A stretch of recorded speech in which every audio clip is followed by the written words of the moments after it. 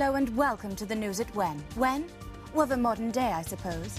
Today we're looking at how come Britain has connections with so many countries around the world. Here to explain more is Bob Hale with the British Empire Report. Bob. Thank you, Sam.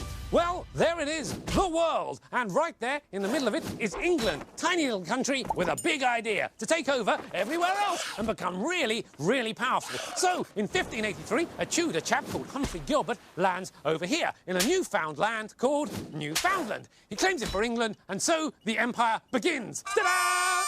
Sadly, he doesn't leave anyone there to look after it, and then he dies on the way home. So all in all, it's not a brilliant trip. But England tries again. In Stuart times, back across the Atlantic they go, and this time they claim Canada and the Caribbean, and most importantly, the east coast of America, which means we finally have a British Empire, and everything's going awfully, awfully well.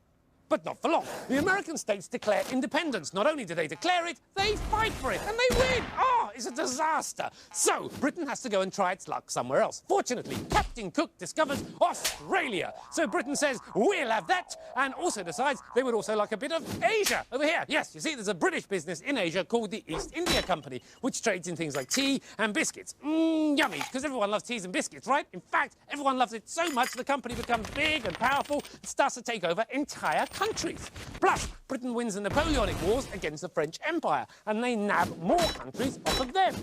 But wait a minute, it seems the Indian people don't like being ruled by a tea company, and who can blame them? They decide to rebel.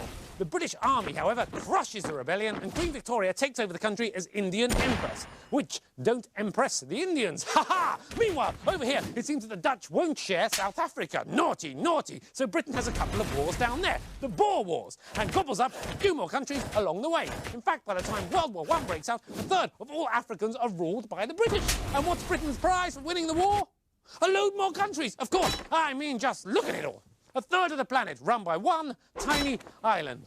But not for long. First to go are Australia and Canada and Egypt. They demand to be recognised as equal countries, so they're out of the empire. And then the World War II happens. Britain wins, but we're completely broke. Boo! And you can't run an empire without money, especially when the people don't want you there in the first place. So India leaves, and everywhere else isn't far behind. 1948, an island goes. See ya, island. And then it's Sudan. Bye, Sudan. And then it's Cyprus and South Africa and Zanzibar and Malta, then Singapore, then Fiji, then Hong Kong, then the screen goes dead, and then the cat's put out, then the phone's unplugged, the lights go off, the milk gets cancelled, the gas is disconnected, and I have to hand back to Sam.